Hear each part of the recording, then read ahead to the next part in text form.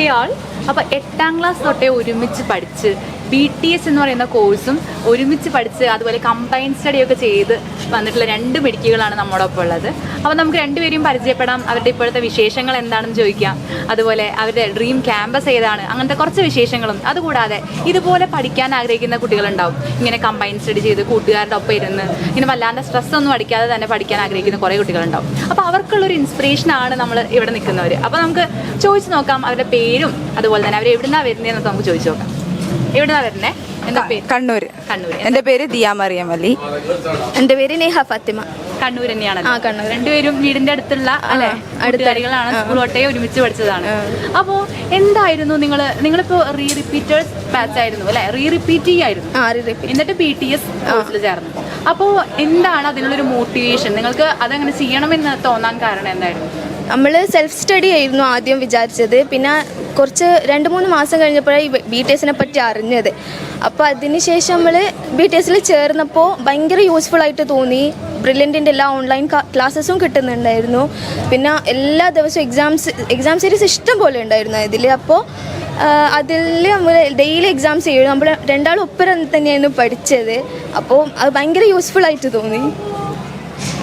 Combine study ചെയ്യുന്നതിനെ കൊണ്ട് ഏറ്റവും കൂടുതൽ ഉപകാരം എന്തായത്, സ്ട്രെസ് വളരെ കുറവായിരുന്നു. ഈ നീറ്റിന് ഏറ്റവും കൂടുതൽ ഉണ്ടാകുന്ന പ്രശ്നമല്ലത്, സ്ട്രെസ് വളരെ കുറവായിരുന്നു ഒന്നിച്ച് പഠിക്കുന്നത്.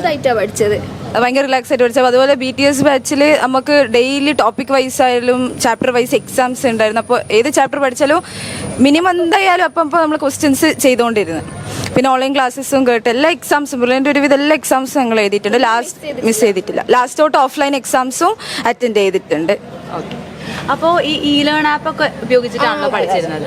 അപ്പോൾ എങ്ങനെ ഒരു ഡേ പറയുകയാണെങ്കിൽ നിങ്ങൾ എങ്ങനെയാണ് അതിനുള്ള ടൈം കണ്ടെത്തിയിരുന്നത് പഠിക്കാനൊക്കെ? നമ്മൾ രണ്ടാളും ഡേ സ്റ്റാർട്ട് ചെയ്യുന്നത് ഒപ്പരം തന്നെയാണ്. രാവിലെ ഒരു 4:30 കഴിച്ചാൽ രാവിലെ ഫോണിലൂടെ ഇത്ര സമയം വരെ പഠിച്ചു തീർക്കും. എന്നിട്ട് ഒന്നിക്കിൽ ഞാൻ ഇവളെ വീട്ടിൽ പോകും, അല്ലെങ്കിൽ ഇവളെ എൻ്റെ അടുത്ത് വരും. അങ്ങനെ പിന്നെ ഒരു 10:30 വരെ നമ്മൾ പഠിക്കും. അങ്ങനെയാണ്. അങ്ങനെ അല്ലേ? ഒരുമിച്ച് നിന്ന് ഒരേപോലെ വിജയം കൈവരിച്ച രണ്ടുപേരാണ്. അപ്പൊ മാർക്കുകൾ ഒന്ന് പറഞ്ഞേടാ, എന്തൊക്കെയായിരുന്നു മാർക്ക്? എനിക്ക് 653. ഓക്കെ. എനിക്ക് 655. അപ്പോൾ ഇനി ഒരു ഡ്രീം ക്യാമ്പസ് ഉണ്ട്, ഇനി അവിടെയും ഒരുമിച്ച് പഠിക്കാനാണോ ആഗ്രഹം? അപ്പോൾ നിങ്ങൾ ഒരിക്കലും വിട്ടുവരില്ല അല്ലേ? അപ്പോൾ അവിടെ ഏത് ക്യാമ്പസിൽ പഠിക്കാനാണ് കൂടുതൽ ആഗ്രഹം? അങ്ങനെ എന്തെങ്കിലും ഒരു ഡ്രീം ക്യാമ്പസ് എന്തെങ്കിലും ഉണ്ടോ? എവിടെയാണെങ്കിലും ഒന്നിച്ച് കിട്ടിയാണെങ്കിലും കുഴപ്പമില്ല, ഒരുമിച്ച് പഠിച്ചാൽ മതി. MBBS അല്ല, ഏത് ഇന്ന കോഴ്സ് MBBS ആണ് പഠിക്കണം അല്ലേ? Very good. അപ്പോൾ ഇനി നിങ്ങൾക്ക് വേറെ എന്തെങ്കിലും സ്പെസിഫൈ ചെയ്ത്, ഈ കോഴ്സ് അറിയാം ഓൺലൈൻ ആണല്ലേ, അപ്പൊ നമുക്ക് ഫോണിൽ കൂടി ആയിരിക്കും ഫുൾ കോണ്ടാക്റ്റുകളെല്ലാം ഉണ്ടാവുക. അപ്പോൾ ത്രൂ ഔട്ട് മീറ്റിംഗ്സും ഉണ്ടാവും, വീക്ക്ലി എക്സാംസ് ഉണ്ടാവും. അപ്പോൾ അതൊക്കെ എങ്ങനെയാണ് നിങ്ങൾ ഹാൻഡിൽ ചെയ്തിരുന്നത്?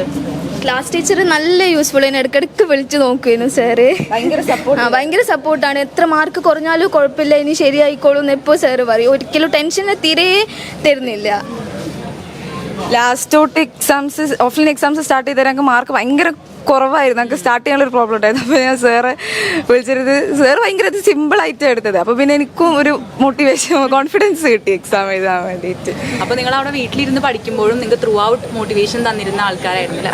മീറ്റിംഗ്സ് ഒക്കെ അത് അമ്മമാർക്കാവും കൂടുതൽ അല്ലെ കൺവീനിയന്റ് ആയിട്ട് ഉണ്ടാവുക. മീറ്റിംഗ്സിലൊക്കെ അറ്റൻഡ് ചെയ്യുന്നത് പാരന്റ്സും നിങ്ങളും ഒരുമിച്ച് അറ്റൻഡ് ചെയ്യും. അതെ, നമുക്ക് ടൈം കുറവായിരുന്നപ്പം പിന്നെ പാരന്റ്സ് തന്നെ അധികം ഓൺലൈൻ മീറ്റിംഗ്സ് ഒക്കെ. മീറ്റിംഗ് ഒക്കെ എങ്ങനെയായിരുന്നു? നിങ്ങൾക്ക് യൂസ്ഫുൾ ആയിരുന്നോ? അതെ അതെ അതെ. അതിൽ കുറേ വീഡിയോസ് എന്ന് വെച്ചാൽ എന്തൊക്കെ കോഴ്സസിനെ കുറിച്ചിട്ടും അതുപോലെ തന്നെ എല്ലാം നമുക്ക് അത് പറഞ്ഞു തരുന്നുണ്ടല്ലോ. ഓൺലൈൻ വഴിയാണെങ്കിൽ നമ്മളെല്ലാം അറിയുന്നുണ്ട്. നമുക്ക് എല്ലാ ആവശ്യമുള്ള എല്ലാ ഇൻഫോർമേഷൻസ് നമുക്ക് ഓൺലൈൻ ആണെങ്കിലും കിട്ടുന്നുണ്ട്. അപ്പൊ സ്റ്റഡി മെറ്റീരിയൽസ് ഒക്കെ എങ്ങനെയാ? അതെ, നമുക്ക് സ്റ്റഡി മെറ്റീരിയൽസ് ഒക്കെ കറക്റ്റ് ടൈമിന് മെറ്റീരിയൽസ് നമ്മൾ ക്വസ്റ്റ്യൻസ് എല്ലാം എല്ലാം ചെയ്തിട്ടുണ്ടായിരുന്നു. എല്ലാ മെറ്റീരിയൽസ് നമുക്ക് വീട്ടിലെത്തിച്ചേരും. നമ്മൾ ഒരുമിച്ചാണല്ലോ പഠിക്കുന്നത്, അപ്പോൾ ഒരുമിച്ച് ക്വസ്റ്റ്യൻസ് വർക്കൗട്ട് ചെയ്ത് നോക്കും. അങ്ങനെ. അപ്പൊ 2 കൂട്ടുകാരികളുടെ അമ്മമാരും കൂട്ടുകാരികളാണെന്ന് പറഞ്ഞേ അല്ലെ? അപ്പൊ ഇത്രയും നാൾ ഒരുമിച്ച് പഠിച്ചതല്ലേ, അപ്പൊ എന്തായാലും അങ്ങനെയല്ലേ വരുള്ളൂ. അപ്പൊ എങ്ങനെയാ അമ്മമാർക്ക് എന്താ പറയാനുള്ളത്? അമ്മയുടെ പേരെന്താ? സെറീന. അപ്പൊ എങ്ങനെയുണ്ട് മക്കള് പഠിച്ച് വാങ്ങിച്ച്? അതെ അതെ, അവർ രണ്ടുപേരും എല്ലാ സമയത്തും ഒന്നിച്ച് തന്നെയായിരുന്നു. അവർക്കിപ്പോൾ ഇനിയും ഒന്നിച്ച് തന്നെ പഠിക്കണം എന്നുള്ള ആഗ്രഹമാണ്. അതെ. പിന്നെ ബ്രില്യൻറ്റിനെ പറ്റി പറയുകയാണെങ്കിൽ ഞങ്ങൾക്കൊന്നും വേറൊന്നും പറയാനില്ല. കാരണം എല്ലാ തരത്തിലും അവരെ സപ്പോർട്ട് ചെയ്തിട്ടുണ്ട്. അവർക്ക് രണ്ടുപേരും കുറച്ച് ടെൻഷനുള്ള കൂട്ടത്തിലാണ്, പക്ഷെ അവരെ അത് ബാധിച്ചിട്ടേ ഇല്ല ഈ BTS കോഴ്സ് ചെയ്തതുകൊണ്ട്. അപ്പൊ രണ്ടുപേർക്കും ഒരേ അഭിപ്രായമാണ്. ഇനി രണ്ടുപേരും കൂടി ഒരുമിച്ചൊരു ക്യാമ്പസിൽ പോയി പഠിക്കാൻ പോവാണ് അല്ലെ? അപ്പൊ ഈ അതാണ് നമ്മുടെ പ്രാർത്ഥന. അതെ, അത് നടക്കട്ടെ. ഓക്കെ, അപ്പോൾ രണ്ടുപേരും കൂടി ഇനി ഇതുപോലെ തന്നെ പഠിക്കാൻ, ഒരുമിച്ച് കൂട്ടുകാരികളുടെ ഒപ്പം ഇരുന്ന് പഠിക്കാൻ, അങ്ങനെ കമ്പൈൻ സ്റ്റഡി ചെയ്യാൻ ആഗ്രഹിക്കുന്ന കുറേ കുട്ടികളുണ്ടാവും. അപ്പോൾ അവർക്ക് കൊടുക്കാൻ പറ്റുന്ന ഒരു ടിപ്പ് എന്തായിരിക്കും നിങ്ങൾക്ക് പറയാൻ? ഒരു സ്റ്റഡി സ്ട്രക്ചറോ അല്ലെങ്കിൽ എന്തെങ്കിലും ടിപ്പോ? പൊതുവേ നീറ്റ് അങ്ങനെ കമ്പൈൻ സ്റ്റഡി അത്ര ഇതെല്ലാം അഡ്വാൻറ്റേജ് അല്ല എന്ന് എല്ലാവരും പറയുന്ന കേൾക്കല്. പക്ഷെങ്കിൽ നമ്മുടെ കാര്യത്തിൽ ഭയങ്കര യൂസ്ഫുൾ ആയിരുന്നു. ഏറ്റവും വലിയ അഡ്വാൻറ്റേജ് സ്ട്രെസ് ഫ്രീ. അതെ, അത് മാത്രമല്ല ഇപ്പം എനിക്കറിയാത്ത ടോപ്പിക്സ് ഇവർക്ക് അറിയായിരിക്കും. അപ്പോൾ രണ്ടും കൂടി പാച്ചപ്പ് ആകുമ്പോൾ നമുക്ക് എല്ലാം കൂടി ഒപ്പരാവും. ഇപ്പം ഞാനൊരു കാര്യത്തിൽ വീക്കാണെങ്കിൽ ഇവൾ അത് സ്ട്രോങ് ആയിരിക്കും. അപ്പോൾ അത് രണ്ടും കൂടി ആകുമ്പോൾ നമുക്ക് എല്ലാം ഒന്ന് സെറ്റാക്കി എടുക്കാം. ഏതായിരുന്നു ടഫ് സബ്ജക്ട് നിങ്ങൾക്ക് ഡീൽ ചെയ്യാൻ? ഇവക്കാണെങ്കിൽ കെമിസ്ട്രി, എനിക്ക് ഫിസിക്സ് ആയിരുന്നു, ഇവർക്ക് കെമിസ്ട്രി, ബയോളജി. രണ്ടുപേർക്കും അറിയാം, പരസ്പരം അറിയാം ഏതൊക്കെയാണ് രണ്ടുപേർക്കും. ഇവള് ഓർഗാനിക് കെമിസ്ട്രി കുറച്ച് വീക്ക് ആയിരുന്നു, ഞാൻ ഫിസിക്സ് കുറച്ച് വീക്ക് ആയിരുന്നു. അപ്പോൾ ഇവള് കാൽക്കുലേഷൻസ് എല്ലാം എനിക്ക് പറഞ്ഞു തരും, ഞാൻ ഓർഗാനിക് കെമിസ്ട്രി ശരിയാക്കി തരും. ബാലൻസ് ചെയ്ത്. അമ്മമാർക്കാണെങ്കിലും ഇതുപോലെ 2 മക്കളെ കിട്ടിയത് വളരെ അല്ലേ സന്തോഷമുള്ള കാര്യമായിരിക്കും. അപ്പോൾ ഇനി ഫ്യൂച്ചറിൽ പോകുമ്പോഴാണെങ്കിലും നിങ്ങൾക്ക് ഇതുപോലെ ഇങ്ങനൊരു ഫ്രണ്ട്ഷിപ്പ് കണ്ടിന്യൂ ചെയ്ത് നല്ല രീതിയിൽ ലൈഫ് മുന്നോട്ട് കൊണ്ടുപോകാൻ പറ്റട്ടെ. All the best for your future. Entrance സംബന്ധമായ വാർത്തകളും അപ്ഡേഷനുകളും ഏറ്റവും വേഗം ആധികാരികമായി അറിയാൻ brilliant study centre Pala YouTube channel subscribe ചെയ്യുക. ബെൽ ഐക്കൺ അമർത്തുക. ഈ വീഡിയോ മറ്റ് സുഹൃത്തുക്കളിലേക്കും ഷെയർ ചെയ്ത് നൽകുക.